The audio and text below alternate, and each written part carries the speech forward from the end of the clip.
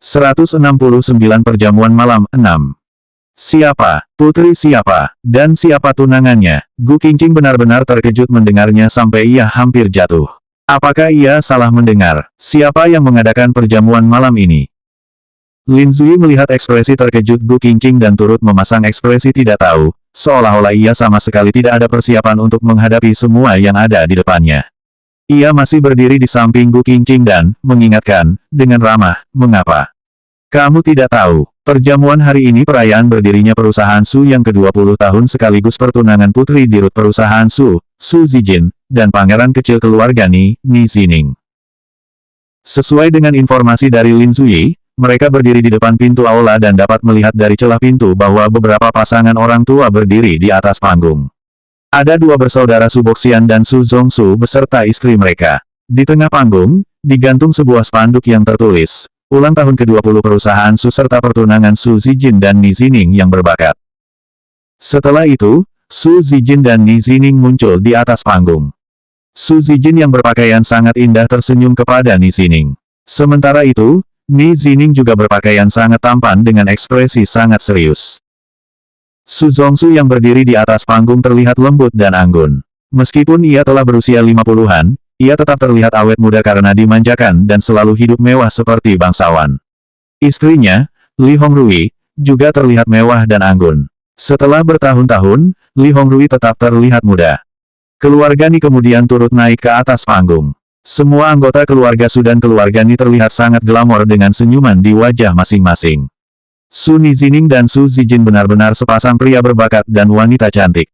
Mereka benar-benar terlihat sangat serasi dan cocok satu sama lain.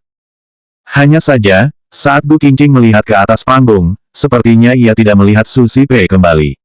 Ia segera menundukkan kepala, melihat ponselnya, dan beralih untuk mengecek aktivitas pribadi Su Zipei. Su Zipei ia tidak mengunggah foto apapun hari ini. Mungkin saja Su Zipei juga sedang bergegas untuk datang ke sini sekarang.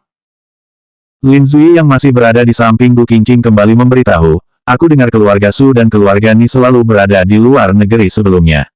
Mereka baru kembali ke Tiongkok beberapa tahun lalu untuk mengembangkan bisnis bersama keluarga Leng di Yancheng. Oh, hubungan mereka sangat baik dengan keluarga sepupuku, Leng Xicheng. Dengar-dengar, kakak Su Zijin adalah Ratu Film Cannes, Su Zipei dan juga pernah membahas pernikahan dengan Leng Xicheng. Lin Zui terus berbicara sambil melihat Gu Qingqing. Sementara itu, Gu Qingqing hanya terus menunduk. Namun, ketika ia mendengar Lin Zui menyebutkan soal membahas pernikahan, tangannya yang memegang ponsel mendadak menggenggam lebih erat. Gu Qingqing tiba-tiba mendongak dan bertanya, apakah Su Zipei akan datang malam ini? Lin Zui melihat sedikit pergolakan yang melintas di mata Gu Qingqing perjuangan. Seperti ada sedikit rasa sakit dan bahkan ada sedikit emosi yang rumit. Lin Zui masih berbaik hati, dan menjelaskan pada Gu Qingqing, aku tidak tahu Su Zipei akan datang atau tidak. Tapi, aku dengar Leng Xicheng pasti akan datang malam ini. Brak! Ponsel Gu Qingqing langsung lepas dari tangannya dan terjatuh ke lantai dalam sekejap. Ia segera mengambil ponselnya, lalu cepat-cepat melihat ke sekeliling dengan wajah panik. Gu Qingqing mendadak berpikir dengan panik, Leng Xicheng akan datang. Leng Xicheng juga akan datang. Mungkin dia sedang berada di tempat ini. Apakah dia di panggung?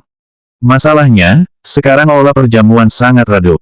Tidak ada lampu yang dihidupkan selain cahaya yang menyorot ke atas panggung. Semua tempat lain benar-benar gelap. Jangankan Leng Xicheng, bayangan orang lain pun tidak bisa dilihat dengan jelas. Meskipun Gu Qingqing pernah memikirkan tentang kemungkinan ini, ia merasa bahwa ia pasti tidak akan melarikan diri jika bertemu dengan Leng Xicheng lagi di tempat kerja. Tetapi, ia malah tiba-tiba bertemu dengan keluarga Su dan keluarga Ni. Ada Su Zijin dan Ni Zining, meskipun Su Zipei belum datang. Mungkinkah Su Zipei akan datang sambil bergandengan tangan dengan Leng Xicheng? Pikir Gu Qingqing. Bayangan ini membuatnya ingin cepat-cepat melarikan diri dengan ketakutan. Saat ini, Gu Qingqing dan Lin Zui berdiri di samping pintu aula. Tiba-tiba, terdengar tawa sombong dari arah luar pintu utama. 170 pemandangan yang sudah terlewat, 1. Untuk perjamuan sebesar ini, aku bahkan tidak diundang setelah pembukaan. Aku khawatir ini tidak terlalu baik, kan? Terdengar suara tawa, lalu pintu utama aula perjamuan yang didorong terbuka dalam sekejap. Gerakan ini membuat ruang perjamuan yang awalnya masih gelap mendadak menjadi terang benderang karena lampu langsung menyala. Di tengah ruang aula perjamuan, Leng Xicheng mengenakan setelan abu-abu gelap bermerek Armani yang dipilih dengan cermat. Setelan itu dipadukan dengan rompi hitam, dasi coklat kemerahan, dan bros berlian yang berkilau indah di dadanya. Gaya rambutnya terlihat menawan dan tampan.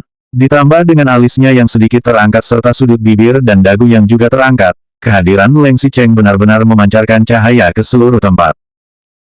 Di belakang Leng Xicheng, terdapat sekretaris Cheng dan sosok lain seperti pengawal lain yang memegang kotak brokat di tangannya terlihat jelas bahwa mereka datang karena ingin memberikan hadiah.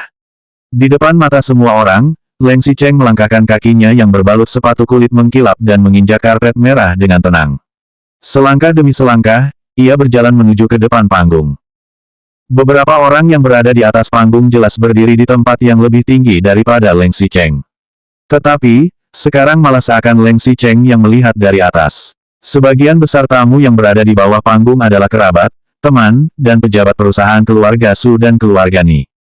Kunjungan Leng Xicheng benar-benar kejutan yang membuat mereka semua tercengang. Ketika berjalan ke bawah panggung, Leng Xicheng sedikit mengangkat dagunya. Mata kuningnya sekilas melirik Su Boxian, Su Zongsu, dan istri mereka.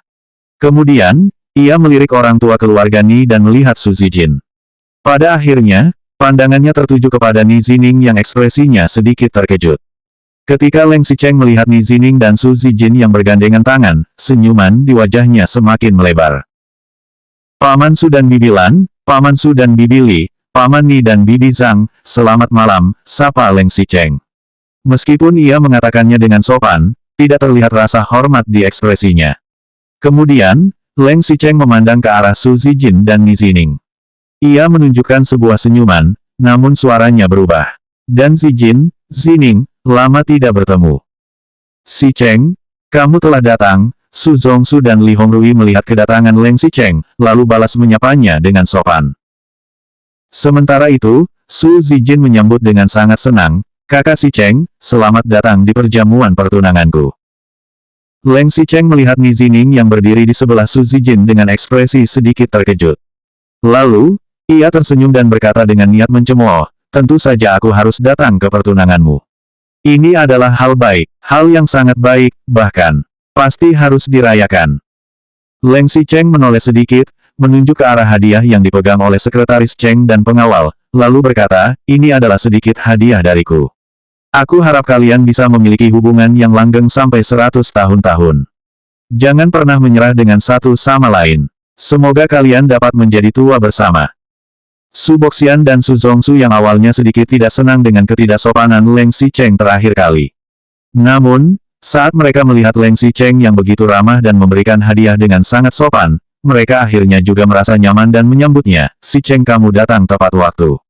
Mari potong kue dan menuang sampanye bersama kami. Ketika Su bersaudara sedang berbicara, menara sampanye dan kue pertunangan 8 tingkat yang telah disiapkan sejak awal sudah didorong ke depan.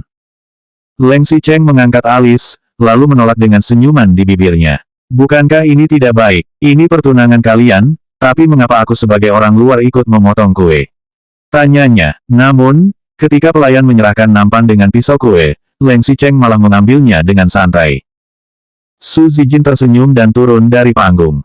Ia memeluk lengan Leng Xicheng dengan penuh kasih sayang dan berkata, bagaimana maksudnya kakak Xicheng adalah orang luar? Kita hampir menjadi satu keluarga.